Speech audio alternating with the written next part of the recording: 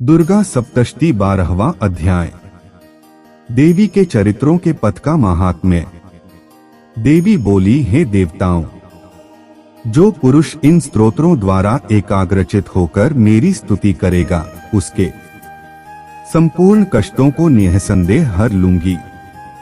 मधुकेटभ के नाश, महिषासुर के वध और शुंभ तथा निशुंभ के वध की जो मनुष्य कथा कहेंगे, मेरे महात्म्य को अष्टमी, चतुर्दशी व नवमी के दिन एकाग्रचित से भक्ति पूर्वक सुनेंगे, उनको कभी कोई पाप न रहेगा। पाप से उत्पन्न हुई विपत्ति भी उनकी न सताएगी, उनके घर में दरिद्रता न होगी और न उनको प्रियजनों का बिछोह ही होगा। उनको किसी प्रकार का भय न होगा।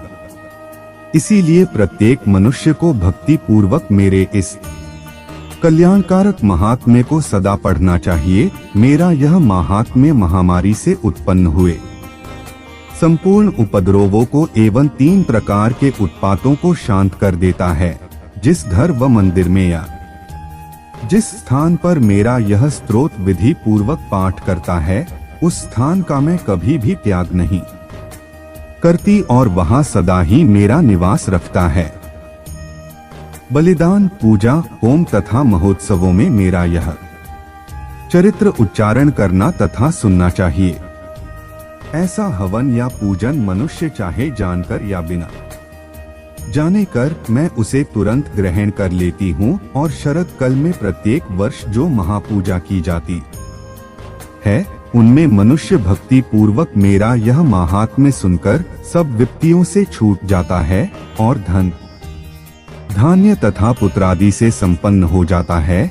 और मेरे इस महात्म्य व कथाओं इत्यादि को सुनकर मनुष्य युद्ध में निर्भय हो जाता है और महांत्य के शरण करने वालों के शत्रु नष्ट हो जाते हैं तथा कल्याण की प्राप्ति होती है और उनका कुल आनंदित हो जाता है। सब कष्ट शांत हो जाते हैं तथा भयंकर स्वप्न दिखाई देना तथा घरेलू दुख इत्यादि सब मिट जाते हैं। बालग्रहों में ग्रसित बालकों के लिए यह मेरा महात्म्य परम शांति का देने वाला है। मनुष्यों में फूट पड़ने पर यह भली भांति मित्रता करवाने वाला है।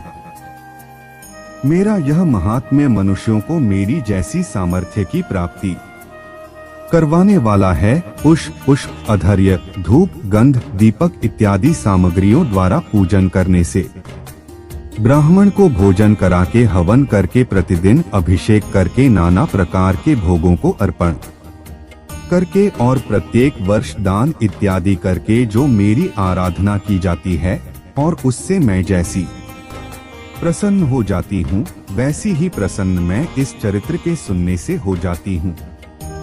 यह महात्म्य श्रवण करने पर पापों को हर लेता है तथा आरोग्य प्रदान करता है। मेरे प्रादुर्भाव का कीर्तन दुष्ट प्राणियों से रक्षा करने वाला है। युद्ध का भय नहीं रहता।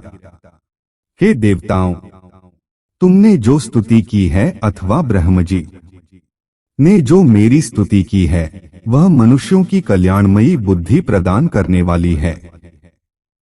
वन में सूने मार्ग में अथवा दावानल से घिर जाने पर, वन में चोरों से घिरा हुआ या शत्रुओं द्वारा पकड़ा हुआ, जंगल में सिंहों से, व्याघ्रों से या जंगली हाथियों द्वारा पीछा किया हुआ, राजा के क्रोध हो जाने पर मारे जाने के भय से, समुद्र में नाव के डगमगाने पर, भयंकर युद्ध में फंसा होने पर, किसी भी प्रकार की पीड़ित घोर बाधाओं से हुआ मनुष्य मेरे इस चरित्र को स्मरण करने से संकट से मुक्त हो जाता है। मेरे प्रभाव से सिंह, चोर या शत्रु इत्यादि दूर भाग जाते हैं और पास नहीं आते।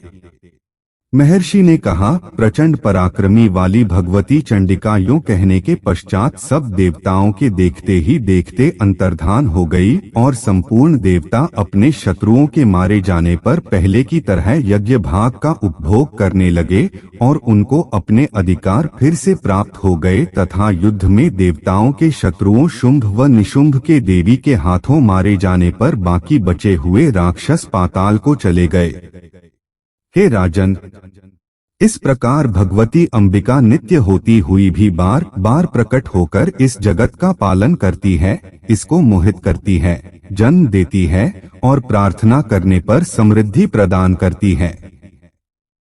हे राजन, भगवती ही महाप्रलय के समय महामारी का रूप धारण करती है और वही संपूर्ण ब्राह्मण में व्याप्त है। अरु वही भगवती समय समय पर महाकाली तथा महामारी का रूप बनाती है और स्वयं अजन्मा होती हुई भी सृष्टि के रूप में प्रकट होती है।